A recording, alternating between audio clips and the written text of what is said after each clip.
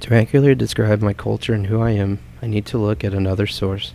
The poem La Balada de los Dos Abuelos, or The Ballad of My Two Grandfathers, by poet Nicolas Guillen, explores his own diverse background. In the poem, Guillen describes his two grandfathers, one African, the other Spanish, that came from completely different racial, social, and cultural backgrounds, but were key components to Guillen's cultural identity. In my story, I would like to go back a generation further. To know who I am, it is important to know first my great-grandfathers, and then my grandfathers.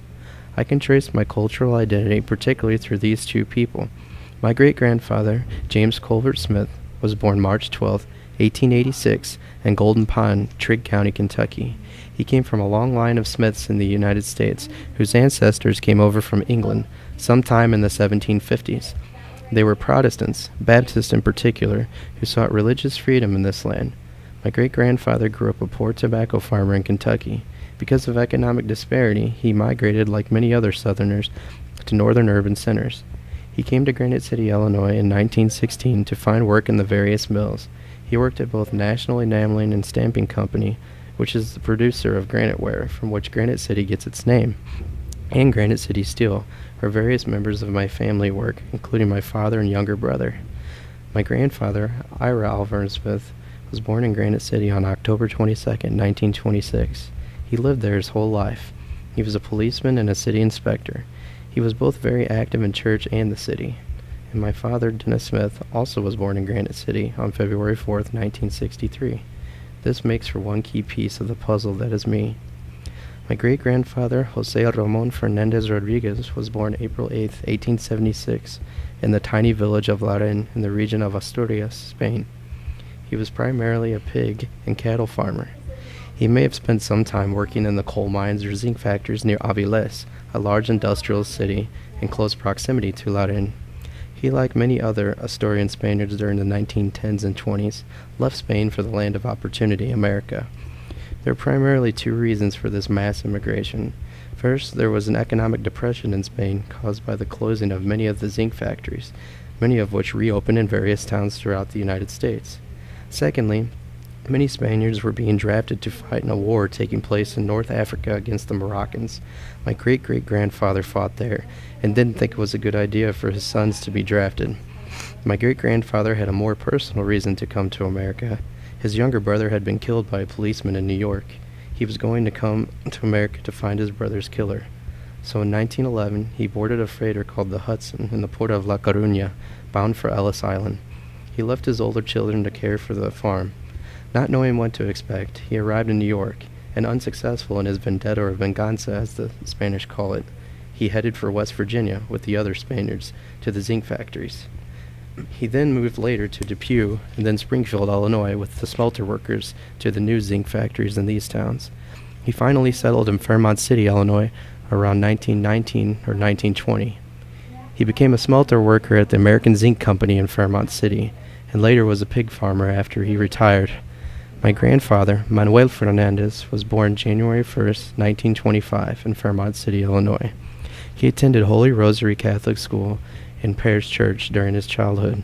He worked at American Zinc until it closed in the 1950s.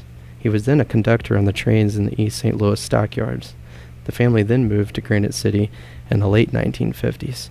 My grandfather became a truck driver and a member of the Teamsters Union in Alton, Illinois. My mother, Tina Fernandez, was born November 17, 1961. This is the other piece of the puzzle that is me. My name is Eric Smith.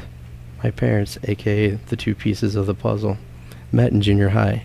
They began dating in high school, and then I came, and they were married. I'm the oldest of 5 children. We're a typical American family. We celebrate all the holidays and attend church together when we can. I was fortunate enough to live less than a half mile from both sets of grandparents growing up. That is why I chose to talk about them. You see, along with my great-grandfathers, they are part of my cultural heritage. My parents chose to raise us as Baptists from a religious standpoint because they agreed on the beliefs of the particular denomination. How can that be? My mother came from a Catholic background. Because of some problems with the Catholic Church and my grandfather's aunt in Spain, the family left from the church altogether before my mother was born. Growing up near a Baptist church in Granite City, it was natural that my mother and her sisters attended church there. My mother was one of 10 children, and it was an excuse to get the kids out of the house on Sundays. Now let's get back to me. So my faith and Protestant beliefs are an important part of who I am.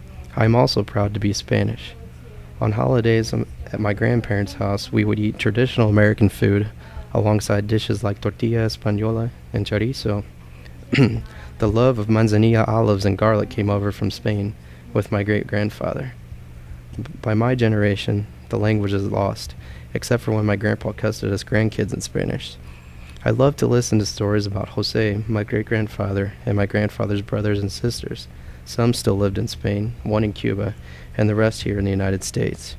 My grandfather unfortunately never went to Spain. He did meet some of his older brothers and sisters that immigrated later. My sense of pride promoted me to travel in Spain and find my roots. I first went to Spain in 2000 with my Uncle Joel. He had studied there the previous year. We didn't make it to visit our relatives because by this time they didn't know who we were. I went back in 2004 and studied Spanish with some of my friends in Salamanca. I wrote my cousins a letter and they invited me to stay with them my last 6 days in the country. They told me that the same stories I had heard back home, only in Spanish. I had a blast, and I'm going to visit them again this coming May. I finished my bachelor's degree in Spanish from SIUE in 2006. I couldn't find a job around here that paid very well. I did, however, help a Hispanic mission, now a church, move to my home church. That's right, folks, Baptist Mexicans. This sounds strange, but it is true. I have found a way to bridge the two gaps in my cultural identity.